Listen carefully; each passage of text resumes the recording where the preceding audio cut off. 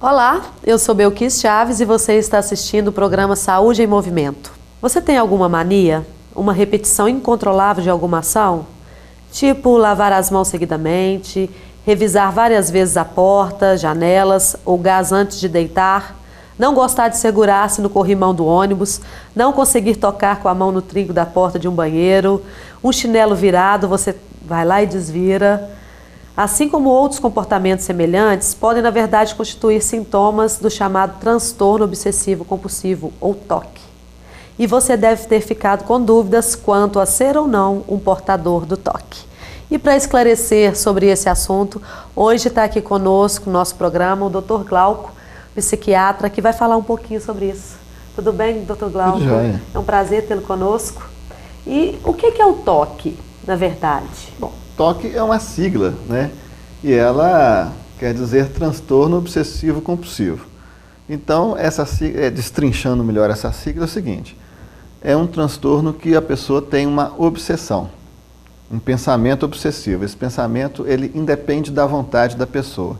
Ele tem esse pensamento mesmo que ele não queira tê-lo. E esse pensamento gera nele uma ansiedade.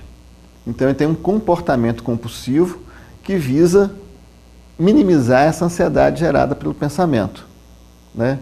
Então, daí a sigla é transtorno obsessivo compulsivo. Então, às vezes, ele tem um pensamento que ele esqueceu alguma coisa para trás. Mas ele sabe que aquele pensamento é um absurdo, porque tem certeza que não esqueceu nada. Mas mesmo assim o pensamento vem. E aí ele não consegue muito que sair do portão de casa pensando nisso, esqueci ou não esqueci. Então ele tem um comportamento compulsivo de voltar e verificar. Mas aí ele sai. E aí o pensamento no portão vem de novo. Ele tem que voltar outra vez. Então essa repetição, esse sofrimento, né? Essa angústia que é o transtorno obsessivo compulsivo. E isso a gente pode dizer que são sintomas? São sintomas. E, na verdade, assim, doutor Glauco, a gente acha assim, todo mundo deve estar ouvindo e deve falar assim, eu tenho alguma coisa assim. O toque, às vezes a pessoa até ri, eu subo muitas vezes a escada, desço quantos degraus, etc. A pessoa acha que ri disso, mas isso é um problema grave, né? Ou não? É uma coisa que não precisa ser considerado tão grave assim, já que provavelmente muitas pessoas devem estar se identificando.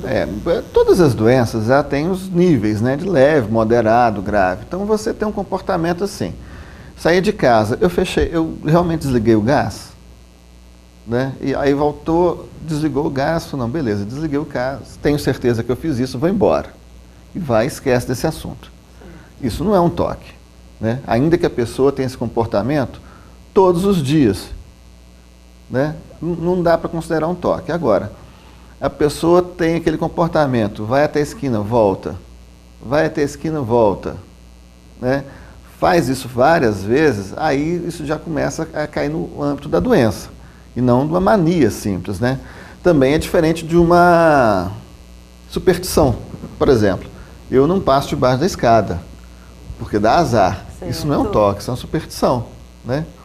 Agora, eu não passo debaixo da escada, porque se eu passar ali, a minha filha vai morrer.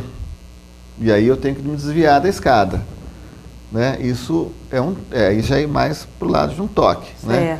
Eu não posso pisar na risca da calçada, porque também alguma coisa de ruim vai acontecer.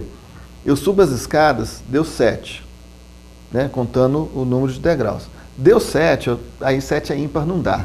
Eu tenho que descer a escada, subir de novo, pular o último degrau.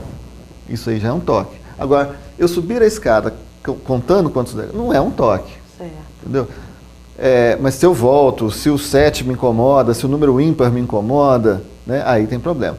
Se eu vou na rua e conto as placas do carro, somo os números da placa do carro. Aí essa soma deu 21, 2 mais 1, 3. 3 é número ímpar. Vai acontecer alguma coisa de muito ruim e isso me gera uma ansiedade muito grande, que eu tenho que então passar a bater na parede 3 vezes para que nada de ruim aconteça. Entendi. E isso é um toque. Agora, uma pessoa que está andando na rua, passa somando as placas de carro, apenas como um passatempo, Isso não é um Aí, toque. tudo bem, né?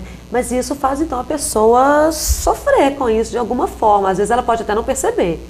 Mas igual você acabou de falar, a ansiedade daquela situação, né? Então isso gera uma situação desconfortável, né? E o que a gente pode dizer então que é a obsessão? É essa repetição descontrolada, desmedida? O pensamento, ele que é obsessivo, né? E o comportamento compulsivo. Então, a obsessão é um pensamento que tem algumas características. Primeiro, nós mesmos, donos do pensamento, nós reconhecemos que o pensamento é um absurdo. Sim. Certo? Mas mesmo sendo um absurdo, o danadinho do pensamento não vai embora. Continua ali. Insistindo e para ele você. me gera uma angústia, uma ansiedade. Naturalmente, entendeu? sim, né? Então, na maioria dos pacientes, eu tenho que ter um comportamento, e aí esse comportamento é compulsivo, né? Eu tenho que ter um comportamento para me aliviar a ansiedade causada pelo pensamento, e aí eu poder esquecer daquilo. Muitas vezes eu poder esquecer daquilo durante alguns minutos, porque daqui a pouco ele volta de novo, né? Isso nos toques mais incapacitantes. Então, assim, a gente pode dizer que é uma coisa assim, incontrolável, né? E aí as pessoas começam até a justificar, às vezes, por outras coisas. No caso, você disse aí, não vou passar debaixo da escada porque minha filha vai morrer.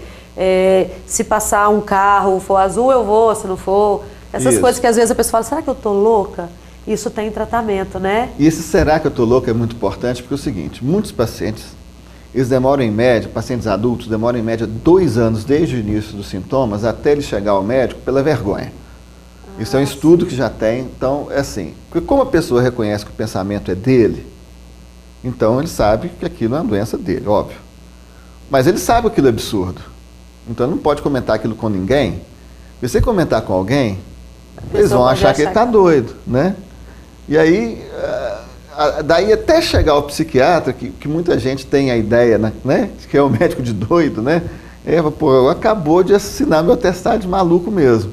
Então não vai, fica evitando e tal. Aí quando chega, que a gente consegue explicar, né? Isso é um quadro, é tratável. E aí a pessoa relaxa um pouquinho mais. Então, agora a gente chegou no ponto, tem tratamento. Rapidinho a gente volta para falar desse assunto que é super importante. Você deve estar aí se perguntando várias coisas. Quem sabe no próximo bloco é a sua resposta. Só um minutinho.